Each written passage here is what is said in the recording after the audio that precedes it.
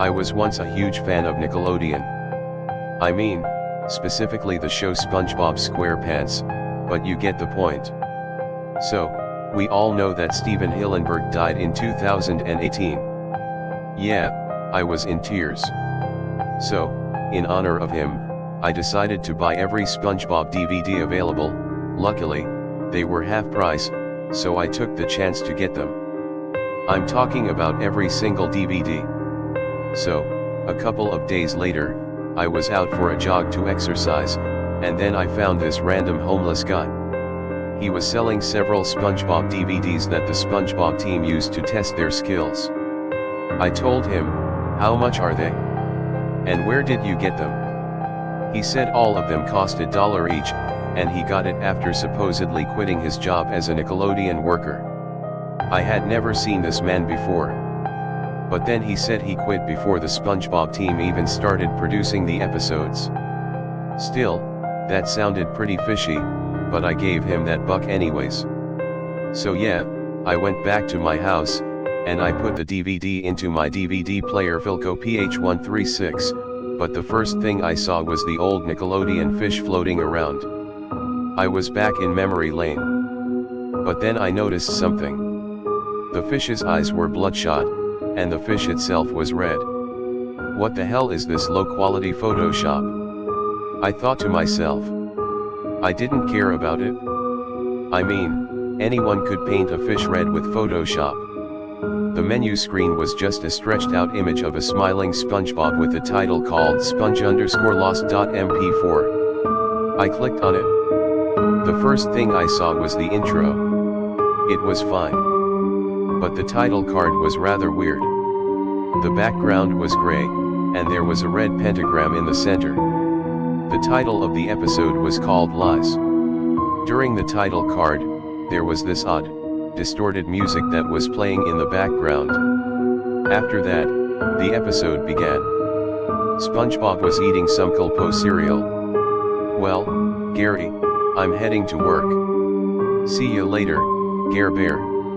After SpongeBob left the house and went off to work, he saw a highly detailed fish, just right there like the one from when I turned on the DVD. So, then, SpongeBob got disturbed and he had to calm himself down. He looked like he was having a panic attack. He reached down to his pocket and took some pills, scarfing them down as quick as he could. I started to notice that visual static was gradually covering the screen. But out of nowhere, a greenish liquid started coming out of his mouth, and he began to cough and gasp for air. Then SpongeBob anxiously said through his wheezing and gasps, "That wasn't supposed to happen." SpongeBob said. So, now even more scared, SpongeBob screamed and ran as fast as he could to the Krusty Krab. When he walked in, there was a massive line of fish customers waiting to get Krabby Patties. Then Mr. Krabs yelled out, "SpongeBob." The only thing off was that it wasn't his normal voice. At this point, I was really intimidated by this episode. What was this episode trying to get at? "SpongeBob, cook those patties. Me customers are in a frenzy." SpongeBob ran into the kitchen as fast as possible. He makes the Krabby Patties. Mr. Krabs walks back in, and SpongeBob cartoonishly swats him up and down, telling him he can't handle him.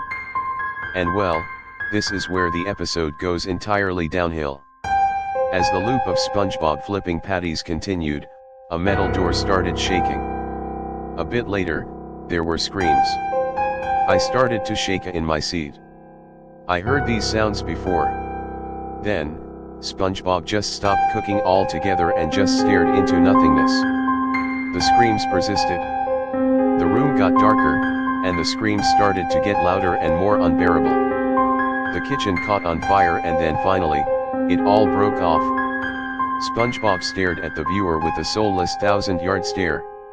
He smiled, and that was when I noticed static filling up the screen once again. People think I am a good person, but that's all lies. SpongeBob yells, but his mouth didn't move. I noticed the static somewhat intensify. He said, "I think I can show Mr. Krabs what I think of."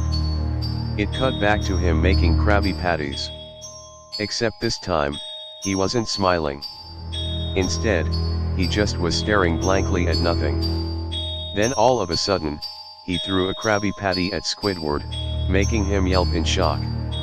Then he went back to grilling the patties as Squidward took it off the back of his head and began to yell at SpongeBob for it. He wasn't listening to him though, as if he was downright ignoring him. SpongeBob then called Mr. Krabs for help with Squidward. When Mr. Krabs came to SpongeBob, he asked what the problem was. SpongeBob smiled as he pointed to Squidward, who pointed to SpongeBob and saying how he was acting like a dumb barnacle for throwing stuff at him. And that's when the episode turned graphic. The art style also became rougher and sketchy looking. SpongeBob grabbed Mr. Krabs' head and used his bare hands to shove his head onto the grill. The muffled sounds of screams along with the loud hissing of the grill wasn't a pleasant sound, to say the least. SpongeBob then lifted Krabs' head up and began to slowly dislocate Mr. Krabs' bones. It was horrifying. He twisted all of Mr. Krabs' limbs off, grabbing the crab's wrists and twisting and pushing in off the socket with enough strength to break it, and after a while, Mr. Krabs began gurgling in a low tone. SpongeBob said in a sweet, childlike voice, "Oh, you're still alive. Oh goody, more fun for me then," as he violently twisted Krabs' head around. Then he grabbed a pen and shoved it down his throat while he bashed in Mr. Krabs' slightly burnt face until his face was cracked in half. 3 black rectangles covered Mr. Krabs' mutilated body, censoring them. Then after a while, the episode resumed, the black rectangles faded, and SpongeBob started digging inside Krabs' body to find his heart. He ended up peeling it apart. He held it up to his hand, admiring the crustacean's organ. SpongeBob opened his mouth, dropped the heart into it, and ate it.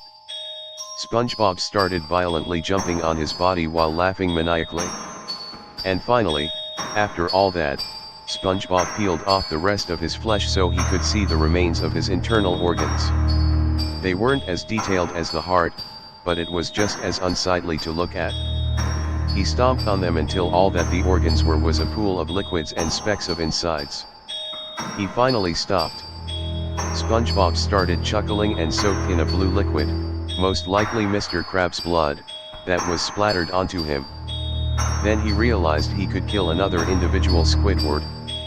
He went to Squidward, who was now hiding inside Mr. Krabs' office under his desk, seeing how deranged SpongeBob was now. The camera stayed on Squidward's terrified state as he shook in absolute fear, his teeth chattering. The office door opened, making Squidward's eyes widen, and his pupils shrink. Slow footsteps could be heard as Squidward's whimpers ceased. SpongeBob, who was now next to Squidward under the desk, whispered, "Squidward, I know I'm annoying, but this will be the last time." Before Squidward could react, SpongeBob grabbed him by his neck, pinning down to the ground by his waist. He grabbed his chest and ripped it open with ease. He got up and began to kick his insides, splattering it across the room and leaving behind a purple-black substance. But, somehow, Squidward was still alive. "Any last words, Squiddy?" Squidward, through his ink-covered teeth with a look of anger, replied, "Just kill me." SpongeBob looked at him with perplexity for a second before he temporarily snapped out of madness and looked genuinely concerned for his neighbor. There was still a bit of morality inside of him. "Fine, then I'll end it here and now." SpongeBob proceeded to stomp on Squidward, instantly killing him from blunt force trauma. After that, SpongeBob walked up to the only customer in the restaurant, frozen in fear. He picked up Krabs' remains and showed them to that customer. SpongeBob turned his head to the side as he smiled. "We've got a new item here. Isn't it delectable? Try it." SpongeBob cheered as he grabbed the back of the customer's head and smashed it into the remains. "No witnesses," SpongeBob said blankly. The scene immediately cut to SpongeBob entering the gym. He saw Larry and gave him a protein milkshake. "Thanks, my spongy compadre." Larry took the lid off and chugged it all down. a bluish-red liquid started coming out of each hole in his face. He tried to perform the Heimlich maneuver on himself, but he just coughed up more of the liquid, and he was unable to get it out of him. SpongeBob, why'd you? His pale body fell to the floor before he could even finish his sentence. He started seizing up. It wasn't that fun putting in a bunch of your own ground-up shell in that stuff. Well, at least I'm not a monster who steals every girlfriend they see, SpongeBob mumbled, frowning slightly. Unsatisfied, he went to Sandy's tree dome. She was working on a brand new invention that looked like a wood chipper of some kind, with a large opening. SpongeBob entered the tree some with what looked to be a bat behind his back. He silently walked up to Sandy, still working in the device. Once he got close enough to her, SpongeBob smacked the bat down on Sandy's head, making a metallic sound. This knocked her out cold. Once that happened, SpongeBob grabbed her by her neck and began to walk briskly to the dome's exit. My eyes immediately widened and what he was about to do. When he got to the last door, he held Sandy like she was a battery ram as the door slowly opened. Once the door was halfway open, SpongeBob threw Sandy into the water without the suits. Sandy's eyes shot open, clenching her throat as she began to drown. As her eyes began to bulge out of her head, she turned to face SpongeBob. He was smiling widely at her drowning form. He waved as she felt the last spits of oxygen escape her lungs. Her body began to float for a bit, then finally ascend to the surface. The sight made SpongeBob smile wider as his eyes were now devoid of soul. He only cared about one more target. One more, just one more, he giggled to himself. It cut to SpongeBob knocking on Patrick's house with that same bat, now having a knife blade strapped to it. Patrick was inside looking at his hands, scared because his fingers were gone. It was weird considering that he never cared about that in the actual show. Eventually SpongeBob got impatient and began to kick his rock house. Once the rock lifted up with Patrick on the floor, SpongeBob leaped on top of him and began to slam the bat's blade down on his head, brutally slicing him. Patrick started gurgling and soon a whistle came in accompanied with the screen fading to darkness. Patrick attempted to call for help but nobody was there, the outside looked emptier. Then it cut to Patrick covered in the sand still alive, covered in blood with his skull and some other bones exposed. He was partly unconscious, with his face down covered in deep cuts and gashes. SpongeBob panted as he briefly stopped slashing at his unconscious friend's face, looking at what he's done. He slowly awakened and I could tell he couldn't remember anything. After he finally came to it, he started screaming like a feral animal, almost like the voice actor himself was being burned alive. He fell unconscious again. SpongeBob's energy came back to him, and he began to slash and bash his friend's face more vigorously. Patrick woke up one more time and cried very quietly as he wheezes weakly in pain. With the strength he had left, and SpongeBob looked at him. Everyone will love me for this, they always do. A message came up that said happiness leads to peace, but fear brings it to violence.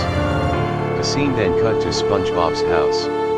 It showed the interior, which looked completely ransacked. There was also a pentagram on the wall, and it was the same thing in the title card.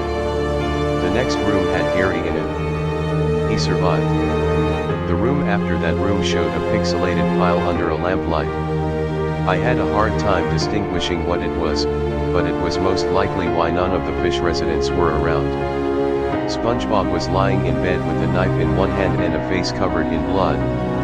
SpongeBob's eyes widened a bit, remembering something. Oh yeah. Those were hallucinogens. I bought them on accident instead of the pill I needed from the drugstore. No wonder why. SpongeBob laughed before slowly realizing what he has done and realizing that he had killed. His eyes widened as his breath became more and more shaken. He was shattered by what he had just done. It cut to him standing on a cliff as he suddenly started to decompose as he stared off into nothing. As he decomposed, a vomit-like liquid slowly pumped out of SpongeBob's corpse, and it began to harden around his feet. In the end there was a time lapse of SpongeBob decomposing as he stood there, his eyes remaining open as the eyelids crumbled away. His eyes becoming bloodshot after the veins. His yellow turned into a brownish red. Eventually, all that was left was a still, almost unidentified corpse of the sponge. Then it just showed SpongeBob but with a creepy white smile. He shouted in an unnervingly happy voice, "Lies, lies, lies." The screen cut to black and white text appeared. Animation test April 11, 2002. Testing new animation software developed by unknown. This is not made for public viewing. Do not distribute. Notice, this is still pending review. Please do not expunge episode test. The episode abruptly ended. If you ever find this DVD, please get rid of it, it's for your own good. After seeing this DVD, I've been getting nightmares and I've never watched another episode of SpongeBob ever since I saw that DVD. Again, please get rid of the DVD even if you see it, but if you want to see it, watch it at your own risk and good luck.